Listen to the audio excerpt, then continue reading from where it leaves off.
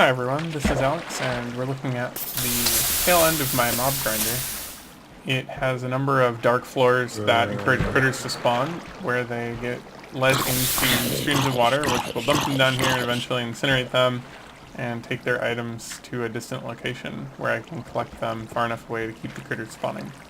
So what I wanted to do was convert the mob grinder to something that I could use to farm experience better. So in the next couple of sections I'm going to go through the steps that I took to figure out how to modify it and then show you the implementation.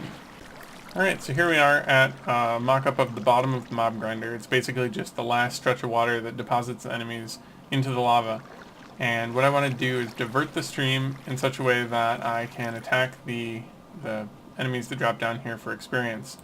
So I decided that I want to block it off, and I need to do something to angle the stream. So I found out if I put a block here, it kind of creates this little current. Sometimes the enemies will get stuck on the block, but usually they can jump their way over.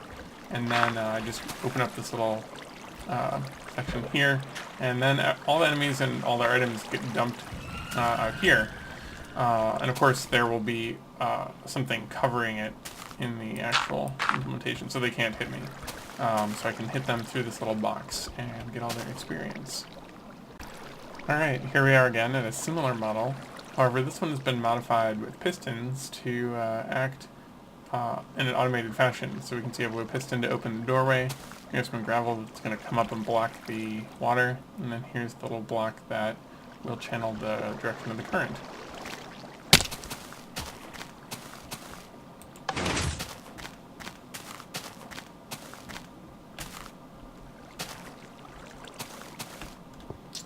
And there we go. So the redstone wiring here is pretty basic. There's only one little bit of trickery. I had some problems getting the dual pistons to work. So there's sticky pistons on the bottom, normal pistons on the top, but sometimes the top pistons would get stranded. So there's this little redstone business here. The bottom pistons have basically they receive fast charge and a slow charge.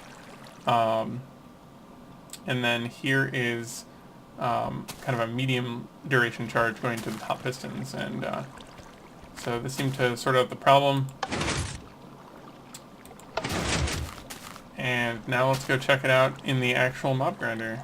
Alright, so here we are back at the mob grinder. You might have noticed the first time around that there's already a piston here. I just wanted to make sure everything worked before I try to demonstrate. We also have a couple of blocks of sand arrays there, and one here to change the current. So let's switch it over, and you can see it reconfigures, and now all of the mobs that fall in get led right to this little corner where I can attack them.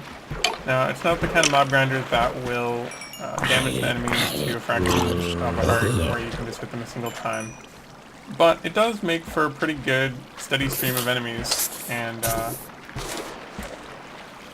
puts my existing mob grinding technology to good use. So when I get tired of fighting the enemies, I can just flip the switch again and send them back into the Fiery Blade of Doom.